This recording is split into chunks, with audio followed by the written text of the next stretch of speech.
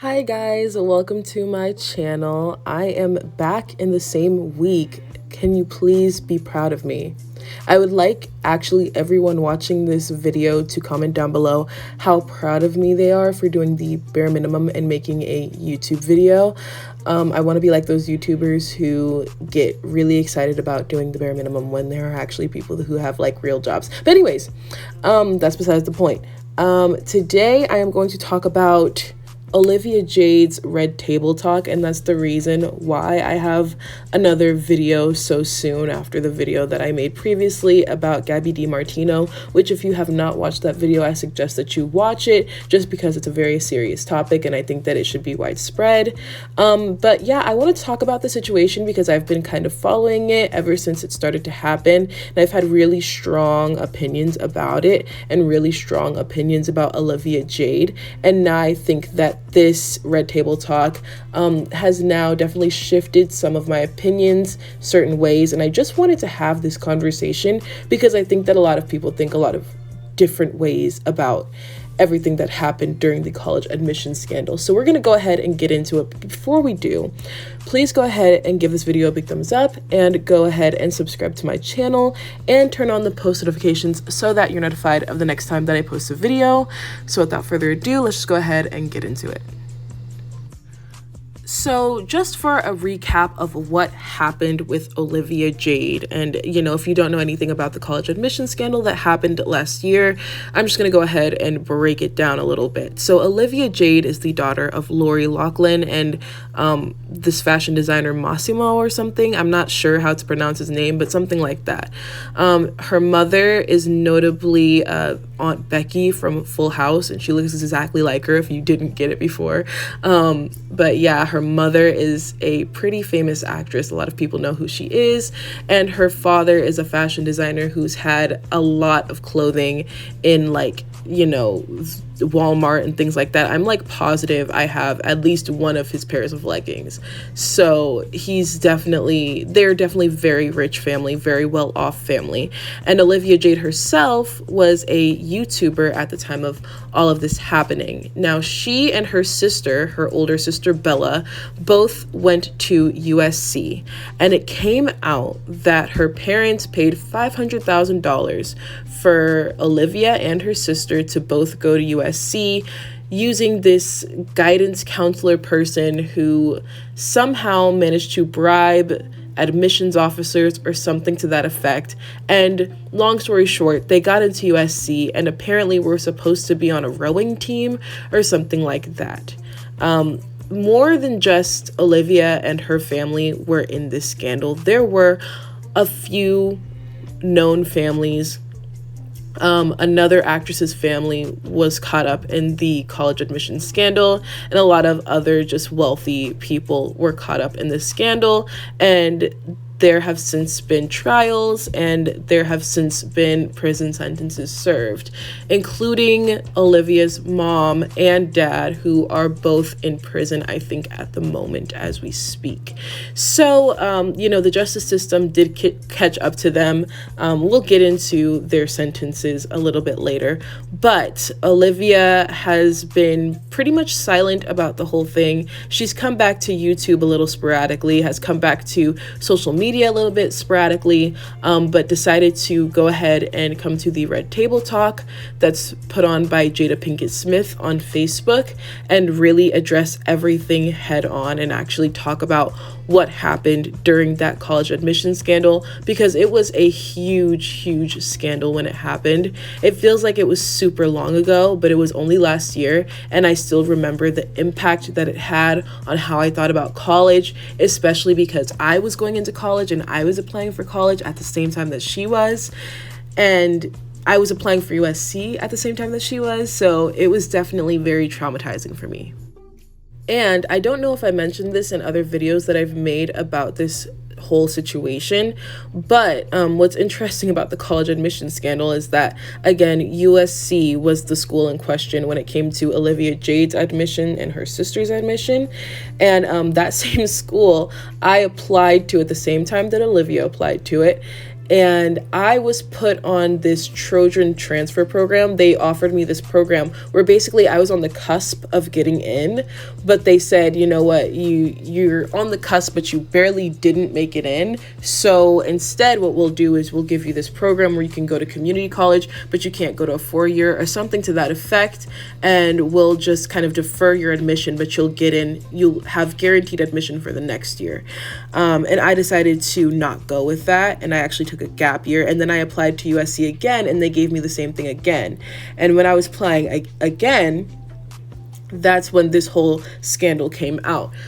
So it's just very interesting that this happened with the school that offered me this program twice.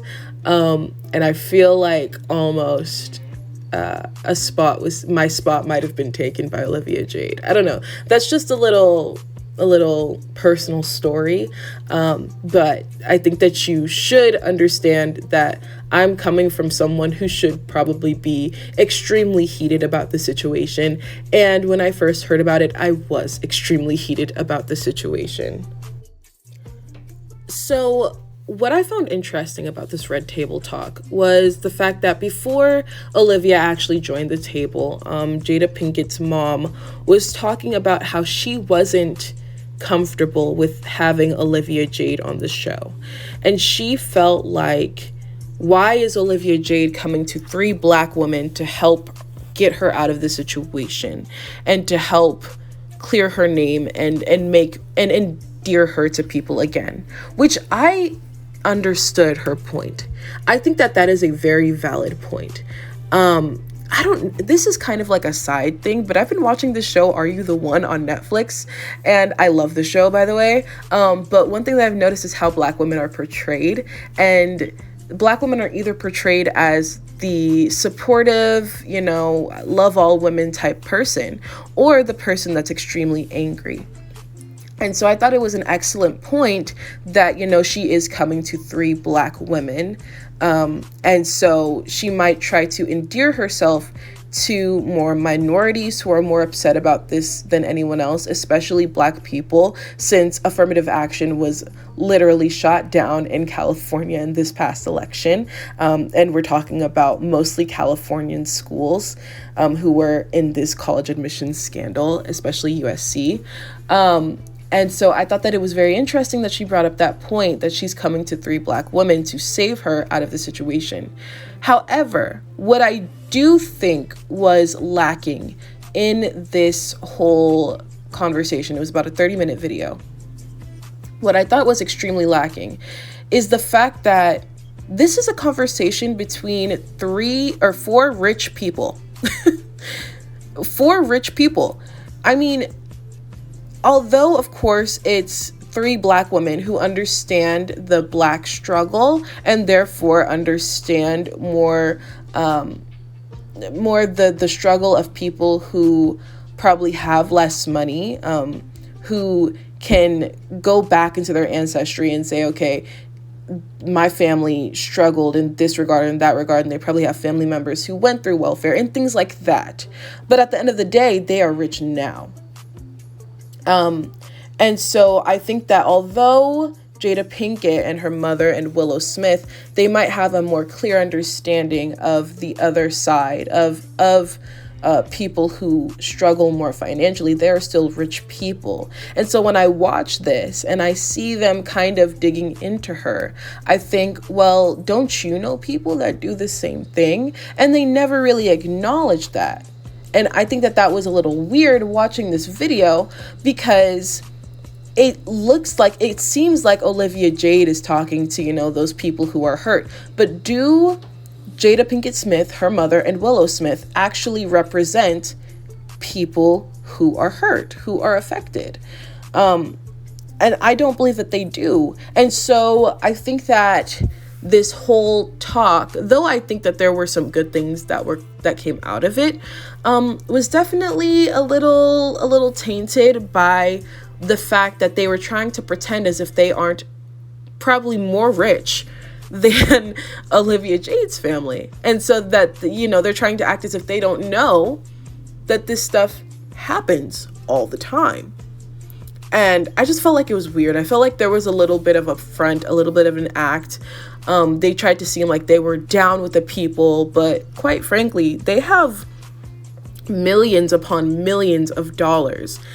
They don't really, especially Willow Smith. I mean, she was born into privilege just as much as Olivia Jade, if not more. Willow Smith literally had a whole singing career off the back of her father. And Jaden Smith, as much as they try to distance themselves from that image now, they're still just as privileged as Olivia Jade as far as being extremely wealthy. And so I just thought that that whole kind of front was a little strange. Although I understood the point, I didn't necessarily agree with the people who were trying to drive home at that point.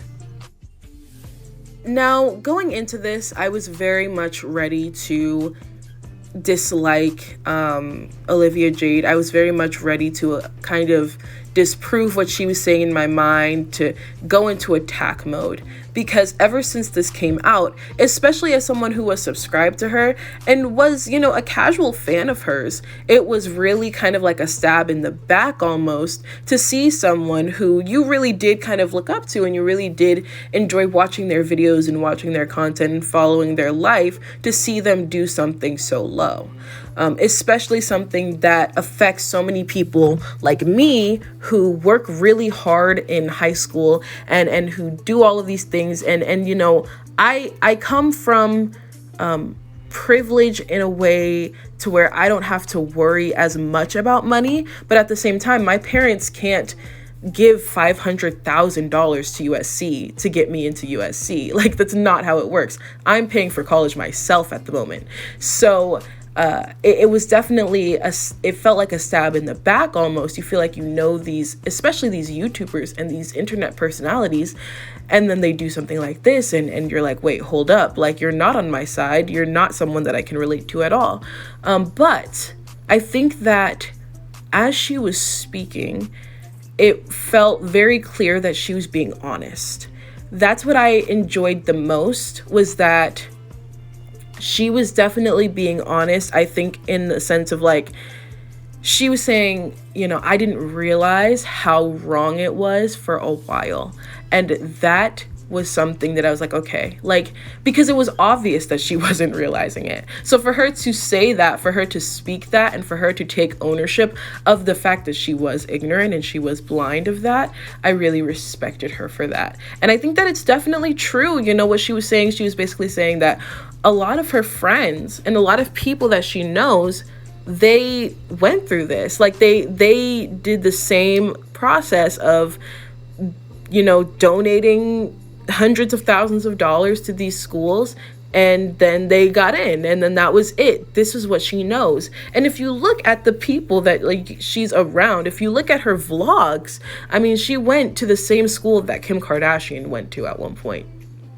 She's around all of these extremely wealthy, extremely privileged people. And so when you're around these people and you're around people who throw money at their problems, you're going to think that that's very normal. Even though you might know that there's another side of the world, there's another side of society that lives very differently, you only truly know the experiences that are around you.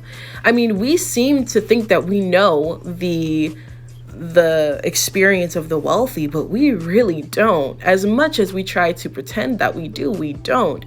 And so when we are presented with the fact that she did not understand that this was such a bad thing because she's only around wealthy people, you could take that as, oh, she's lying, she must have known. But at the same time, we don't know the experience of extremely wealthy children. We just don't. Most of us have not had that type of privilege. And I think that we shouldn't fault her for having that type of privilege. And I think that, there is some fault with her as far as being that ignorant. And definitely a lot of the fault is on her parents for letting her be that ignorant, especially as people who definitely had to work for the privilege that they had rather than just being born with it as their children were. So I would definitely put more fault on her parents for her just not even understanding how wrong this was.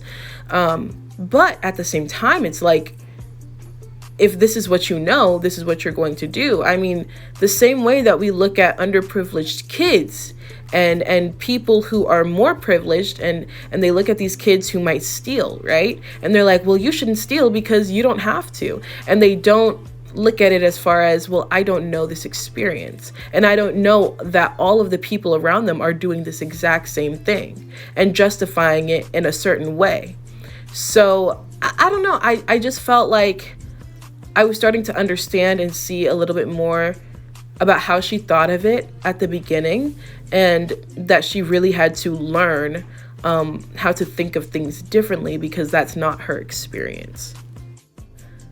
Now, the person that I took issue with most during this Red Table Talk was Jada Pinkett-Smith's mom. I thought that she was definitely being...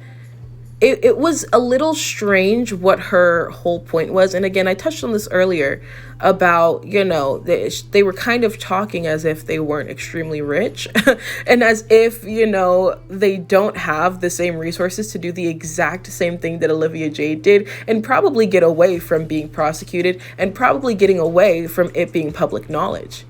I mean, you see Dr. Dre. Dr. Dre is black too. And he gave USC like millions of dollars, and his daughter got in, and everyone was like, you basically did the same thing as the college admission scandal, you just kind of did it better. And so I just thought that her points were a little strange because she tried to make this entire thing like a race privilege issue. And although I will be the first one to call out white privilege, I will be the first one if it's there. And it is there in certain ways. I do think that her parents' sentences were definitely lighter than the sentences given to Black mothers who use different addresses to get their children into better public schools, not even like private schools, but better public schools. And you see the extreme difference between the sentences that these Black women got versus the sentences that Olivia Jade's parents got. However, I don't think that this is much of a race issue at all. And I think that she was only trying to make it a race issue because that was the only thing that made her less privileged than Olivia Jade, if that makes any sense. She's like, let me make this a race issue because we're, as far as the money issue, we're on the same level, if not more. I mean, Will Smith has gobs of money. So instead, let me try to put myself in a victim position and try to drive home this race issue that really has nothing to do with the situation. Because quite frankly, you look at Dr. Dre's daughter again, which is a great example of like, this had nothing to do with race. In my opinion, this really had nothing to do with race. It was about rich privilege, and none of the people at that table could talk about that. It bothered me that she kept talking about how you're a white girl. I mean, okay, like a lot of these people are white. The only reason why a lot of these people are white is because they probably have old money, and so they have a lot of generational wealth. But Black people who are rich, especially Black people who might have gotten more generational wealth somehow in this country, they might have done the same thing. It's not about that. It is about wealth privilege. It is about class privilege. And that is something that she touched on a little bit at the end, because I think that she caught herself and was like, wait, but the only reason why she got into the school is not because she was white, but because she was wealthy, because she had the money to give to this school to bribe them into letting her in. It didn't have anything to do with her race. If she had that much money and she was Black, they probably would have done the same thing. Now, would the prison sentences have been heavier? Possibly. But as far as her even having these resources, it had nothing to do with her being white, but rather her being wealthy. And that's where I found this whole thing to be a little hypocritical, because they're pointing the finger at her and they're saying you're using your wealth privilege and you're using your wealth class, not wealth class, but you're using your class privilege to do all of these things, and they're trying to make it seem as if they don't have that privilege, but they definitely do. So I just felt like that was just a weird point that she was trying to drive home. I didn't agree with it, and it was kind of bothering me throughout the Red Table Talk, because I was like, you could talk about much more interesting topics than this, because it doesn't even apply in the situation. And it bothered me because I was like, man, you're making Black people look ridiculous because you're making it seem like all we do is make things about race, when that's not true. And a lot of people understand and recognize that this is about class privilege, and that's really all it's about. But as far as that goes, I really liked how she took her time. At first, I was kind of upset that she was taking so long to say things. And I did understand that it had something to do, with the legal proceedings that were happening. But now looking back, I do think that it was necessary that she just not say anything until she learned. I think that it is key. It's very key for people to take time to learn. And although it took a lot of time, and that probably did have something to do with the legal proceedings, at the end of the day, a lot of the times it does take time to change your perspective. It's taken me time to change my perspective in a lot of different ways, and to kind of refine my viewpoints on certain things, and I'm still doing that.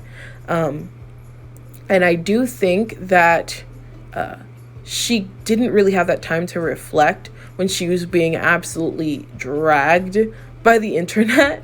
So she kind of might have been in a victim mentality, like, why is everybody hating me? They're all just haters. Like, I really didn't even do anything wrong. Like, I deserve to get in because I gave them money. She might have had that attitude, and so she didn't really have the mindset or the space to change her mindset at that time. But I'm glad that she kind of was able to have this conversation and was able to look back and be like, yeah, it took time. It took time for me to realize and understand what I did wrong. And I think that that's something that we always kind of bash influencers for, is that they take time to speak on things, and then when they do, they obviously have not learned, and it's either they need to take more time, or they're just kind of bad people who will never learn and never change their viewpoints. But I think that with Olivia Jade, it's clear to me, at least, that she has changed her viewpoint. She has changed how she thinks about wealth and her privilege, and just how she thinks about society and her placement in society. So I thought that this conversation was still very interesting, even though, again, I think Jada Pinkett-Smith's mom was a little annoying, just because I felt like her points didn't make any sense, and I felt like they were a little bit hypocritical. But overall, I think that Olivia Jade has definitely changed. Now, will I continue to watch her channel?